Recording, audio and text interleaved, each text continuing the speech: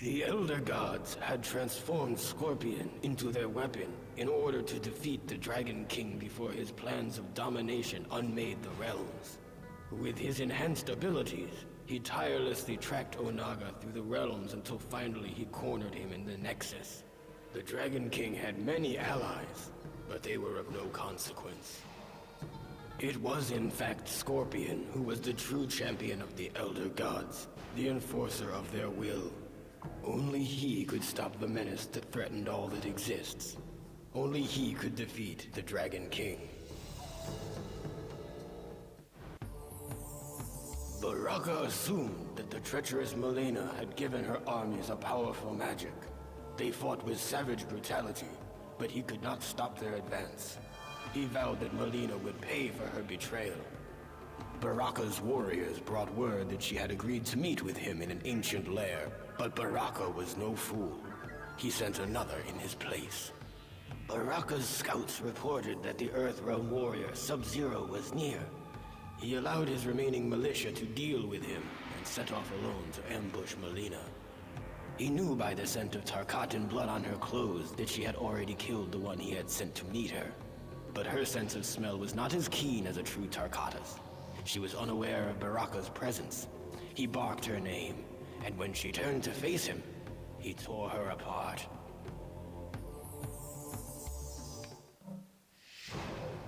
On his way to the rendezvous point with Raiden and the others, Sub-Zero was ambushed by a band of Tarkatan warriors in the living forest. He tried to outrun them, but there were too many. He was quickly surrounded.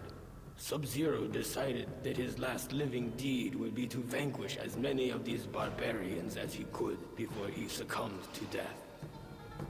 As Sub-Zero began his attack, he felt his armor speak to him. It guided and strengthened each blow as he broke their limbs and crushed their skulls. At his feet, a dying Tarkatan warrior uttered the words, "Long live the Dragon King." Because it was widely believed that Princess Kitana had slain her many years ago, none were suspicious of the veil Melina wore to conceal her Tarkatan features. It was not difficult for her to assume the identity of the princess and take control of her alliance. To further conceal her deception, Melina gave command of the armies to Boraicho and instructed him to lead the attack against Baraka's diversionary forces. Baraka's militia had failed to divert the enemy, and to her surprise, was decimated by Boraicho's forces. She then realized that she was in control of the most powerful military force in Outworld and Edenia combined. She had finally achieved her true purpose, her destiny. But Melina could not continue her charade indefinitely, not as long as Baraka knew the truth. She ambushed him in the ancient beetle lair and fed him to a swarm of flesh-eating insects. All hail Princess Kitana. In an outer chamber of the Dragon King's throne room, Ermac did battle with Liu Kang's enslaved comrades. Ermac was more than a match for the five warriors, but their defeat was not his objective. Liu Kang materialized and one by one freed their souls while Ermac occupied the rest. Eventually, all five were awakened from their enchantment and freed from Onaga's control. Ermac was pleased that his warrior's skills could for once bring about a noble outcome. He sensed, however, that an ominous force still shaped the destiny of the realms. It was everywhere. He could feel its influence on Onaga, though the Dragon King was oblivious to its manipulation. Time was running out. Ermac feared the celebration of this latest victory would be short-lived.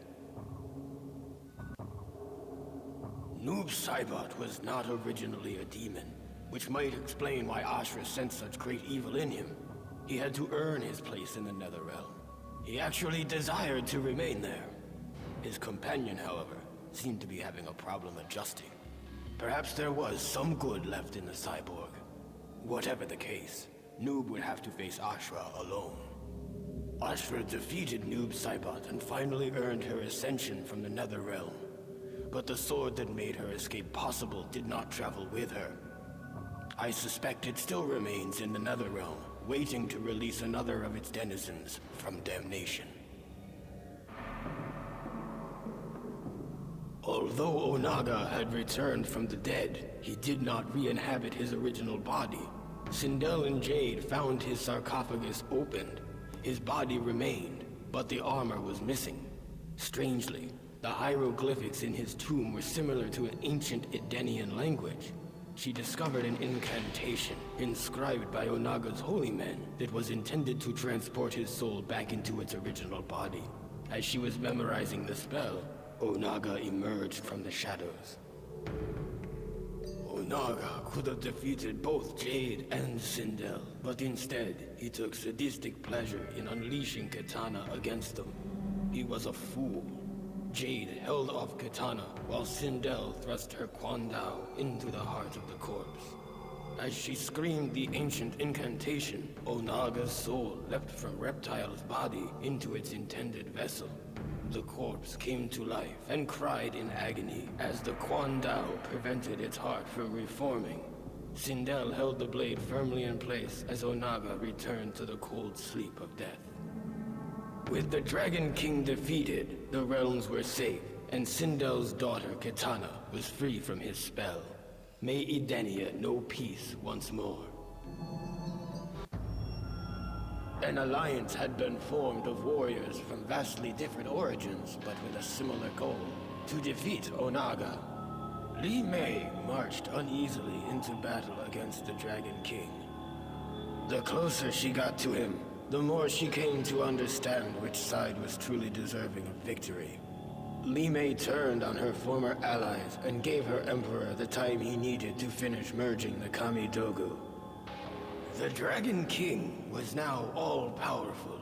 He had the means to control the universe, to make and unmake as he saw fit. Li Mei watched in delight as the Elder Gods fled before his might. Onaga then transformed her into his queen, to be forever at his side. He had given her power beyond anything she ever imagined. Together, they will rule the One Realm and slay the last of the Elder Gods. Onaga seemed invincible. The races of Outworld were in disagreement over how to deal with this threat, and Baraka's hordes were sweeping the land. Boraicho had almost given up hope when he was visited by the spirit of his greatest student, Liu Kang. Their roles now reversed. Liu Kang gave Boraicho the inspiration necessary to continue the fight. Boraicho's soul was invigorated. He met with Outworld's many leaders to forge a temporary truce. Kitana gave him command of what remained of her army, and he led them to battle against Baraka's mutant foot soldiers. The new army of Outworld crushed the Tarkata vermin, and Baraka himself was bested by Boraicho's attack. The victory inspired the people of Outworld to rise up against the Dragon King.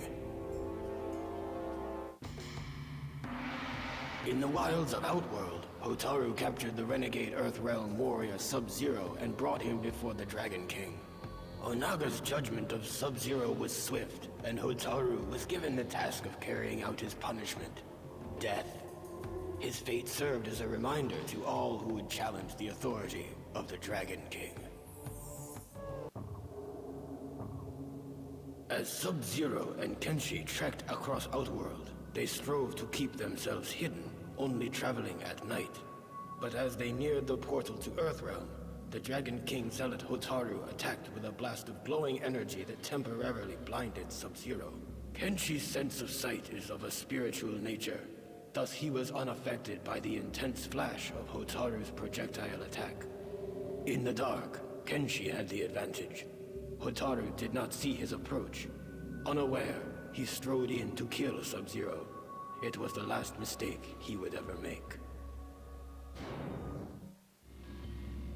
The others had defeated the Dragon King, but left his broken body unattended on the floor of his throne room. Not long ago, a similar fate had befallen his former advisor, Shao Kahn. Havoc ripped the still warm heart from the carcass and consumed it, thus absorbing Onaga's power to reanimate the dead.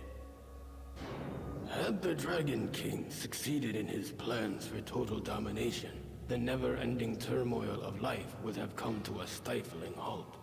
Those who defeated him believed that the realms were at rest once more, but Havoc vowed to restore the chaos that once ravaged Outworld. Shao Kahn would rule again. In Edenia, Tanya had located the ancient texts that described the process by which to fuse the Kamidogu into one. With this information, Onaga was able to create the One Kamidogu, a tool of unspeakable power. As the Dragon King was distracted, reveling in his victory, Tanya seized the opportunity to snatch the Kamidogu from him, thereby obtaining godlike power. She destroyed the Dragon King and became ultimate overlord of the realms. Liu Kang's friends had been freed, Onaga had been defeated, and the realms were secure once more. But there was one battle that remained. Liu Kang's body had been used by some unknown force as a tool of destruction. It had left death in its wake and needed to be stopped. The chaos would end in Earthrealm. The fight raged with neither combatant able to best the other, when a jolt of energy crackled through them both. Liu Kang's nerves blazed like fire, and he felt a rush of air fill his lungs for the first time since his death. He was Liu Kang once more, protector of Earthrealm, champion of Mortal Kombat. Once they had defeated the enemies of Havoc, Cabal complimented Cobra and Kira on their ferocity in battle. Their true test, however, was to face each other, to decide which of them was worthy of the new Black Dragon clan. Neither refused the challenge. Cobra fought with ferocity, but his lack of discipline allowed Kira to control the battle, easily manipulating Cobra into exposing himself to her attacks. She defeated him and proved her worth to Cabal, who gave her the honor of finding 2 more recruits to pit against each other in Mortal Kombat. Havoc had given Cabal's new Black Dragon recruits a task: lure the heroes away from the Dragon King's corpse while he somehow retrieved the heart, and with it, Onaga's power to raise the dead. Apparently, Onaga's ancient army had only been invincible by means of constant resurrection during battles. The power to raise the dead would prove quite useful to the Black Dragon clan. Cabal slew Havoc and took the Dragon King's heart for himself. Havoc was most impressed. Cabal brought his new recruits to Outworld, where a siege was underway against the Dragon King. Cobra grew impatient. He wanted to join the fray, but Cabal held him back. They were not to attack until the heroes had won. Once the Dragon King had been defeated, Cabal gave the order to strike the victors. The new Black Dragon tore through their ranks and left no survivors. Cobra came to realize that he was going to like being a Black Dragon. The traitor Tanya had given the Dragon King the information he needed to finish merging the Kamidogu. But before he conquered all the realms, Jade would see Tanya dead. Jade had allowed Baraka's soldiers to capture her, feigning defeat in battle. As Tanya approached her prisoner, Jade waited for the right moment, and threw a glass orb filled with concentrated Tarkata essence at her. The glass broke, splashing its contents across Tanya's body. Baraka and his vile savages worked themselves into an uncontrolled frenzy. They perceived Tanya to be a rival male and instinctively attacked. I doubt she survived the encounter. Normally, Dairu took no risks and ambushed those he had been hired to kill. But in this case, he felt compelled to announce his intentions to kill his fellow guardsman Hotaru. There still must have been some code of honor left in his cynical heart. Hotaru was defeated, but before Dairu could reveal who had commissioned the attack, Hotaru drew his dying breath. My patience for mortals has worn thin. If I am to protect Earthrealm, I must punish those who would threaten it. The fool Shujinko had let himself be deceived into believing that he worked for a greater good. He was in fact an unknowing tool of a greater evil, one that had almost caused the destruction of Earthrealm. That Shujinko undid his mistake and destroyed the Dragon King is of no importance. Those who place Earthrealm in harm's way will pay with their lives. The mercenary Dairu had succeeded in stealing the Declaration of Order and was paid many coins for his efforts. After Darius hid the document, he announced its capture to the world and heralded a new beginning for the realm of Sado. As Darius had predicted, officials were outraged that the Resistance had stolen the most prized possession of the Sadan government. Hotaru was ordered to lead the charge against them. He underestimated their numbers, however, and the Resistance defeated him and his men. The Senate would soon be in the hands of the revolutionaries. With Smoke as his template, Noob Saibot planned to return to the Netherrealm and use Smoke's nanotechnology to create an army of cyborg demons. He was unaware that they were followed by someone Noob had not seen since before he became a Wraith. Smoke instantly recognized their visitor. He was an echo of their past. He was Sub-Zero, Noob Saibot's brother. Noob Saibot was surprised to see how much stronger his brother had become. If he were still Lin Kuei, still human, he would probably have shown some degree of pride. But as Raiden had revealed during the ordeal with Shinnok's amulet, his soul had been tainted when he died at the hand of Scorpion. Noob Saibot, the original Sub-Zero, had descended into the Netherrealm free from compassion. He ordered Smoke to assist him in slaying his brother, his first act as ruler of the Netherrealm. Goro had regained control of his Shokan army and fought to cleanse Outworld of the Dragon King's Tarkatan horde. Though the Tarkata are formidable adversaries, they were no match for an army of Shokan, inspired as they were by regaining Shao Kahn's favor. Baraka's troops were quickly defeated. Goro had proven himself a powerful ally of the Emperor, but Shao Kahn had given the Shokan much in his return to power. Goro felt a gift of loyalty was in order. The Edenian military had been crushed and Kitana herself had been captured. Goro brought her before Shao Kahn and sacrificed her as an offering of fealty to the once and future Emperor of Outworld.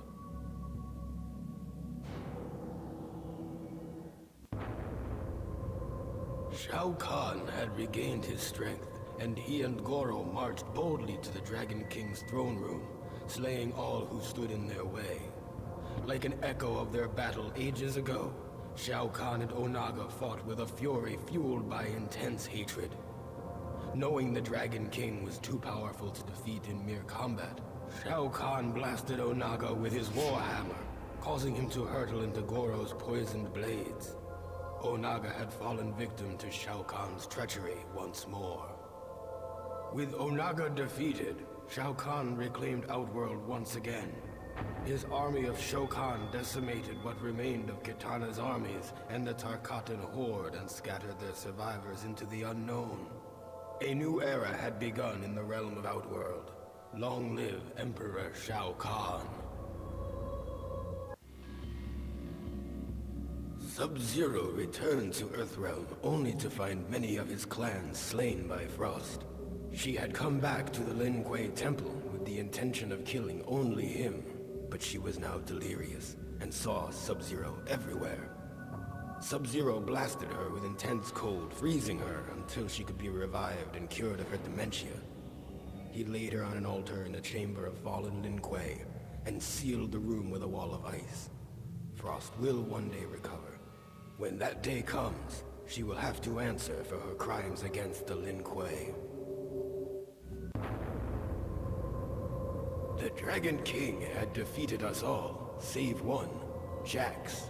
And though I had absorbed the fighting abilities of those who had aided me, I lacked the raw anger that propelled Jax into battle. Brutally pounding Onaga into submission, Jax finally ended the conflict by embedding a Kamidogu in the would-be ruler's head. Where he summoned so much rage from, I cannot say. I only hope that his anger is finally purged. With the Dragon King destroyed, Kitana made her way home to the realm of Edenia. During her journey, she was met by a being made of fire. He informed Kitana that her premonition of a looming conflict was correct, and that she must unite the forces of good for a coming battle to preserve the realms. Disheartened, Kitana fell to her knees. "When will it end?" she cried. "Every victory leads to more conflict and greater adversaries." Blaze simply replied, "If all goes as planned, your enemies will be destroyed." Blaze had completed the first of his duties. Soon he will begin the second, to lure warriors to the final battle. There they will challenge him, hoping to attain godlike power from his defeat. The arrogance of these warriors will be their downfall, for only a son of Edenia can unleash the true purpose of Blaze. Nightwolf had traversed realms and fought many demons to get to this place, deep within the Netherrealm.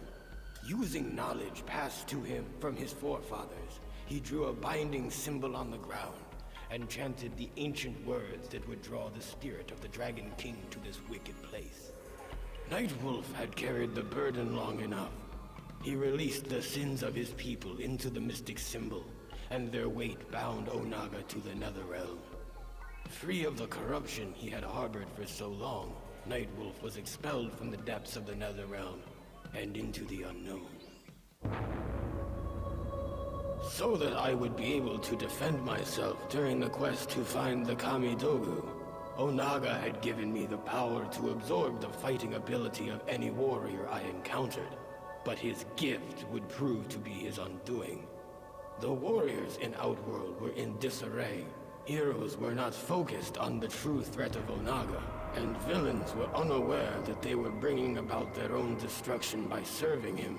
I united them, and in one moment absorbed their combined fighting power.